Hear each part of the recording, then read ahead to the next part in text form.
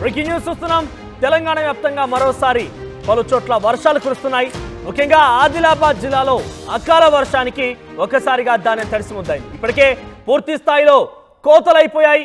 పంట మొత్తం కూడా ఐకేపీ కేంద్రాల వద్దకు చేరింది. కొంత మందకోడిగానే అక్కడ కొనుగోలు కొనసాగుతున్నాయి. ఆ కొనుగోలు విషయంలో కూడా రాష్ట్ర ప్రభుత్వం క్షేత్రస్థాయిలో చాలా బేసిక్గా జరుగుతున్నాయి. ఏ ఒక్క గింజను కూడా వదలకుండా కొనేస్తామని చెప్తున్నారు. కానీ క్షేత్రస్థాయిలో పరిస్థితి మరోలా ఉంది. ఈ అకాల వర్షానికి ఆ పంట కేంద్రాలకు వెళ్ళిన తర్వాత కూడా అనేక రకాలుగా రైతులు ఇబ్బంది పడుతున్నారు. దానిపైన కప్పేందుకు టర్పలిన్లు ఒకవేళ దొరికినా కూడా పలుమార్లు వర్షాల కారణంగా పెద్ద ఎత్తున తడిసి ముద్దవుతున్న ధాన్యాన్ని చూసి కన్నీరు మున్నీరుగా విలపిస్తున్నారు. రాత్రి కురిసిన వర్షంతో పాటుగా ఈరోజు ఉదయం నుంచి కూడా పలు చోట్ల వర్షాలు కురిశాయి.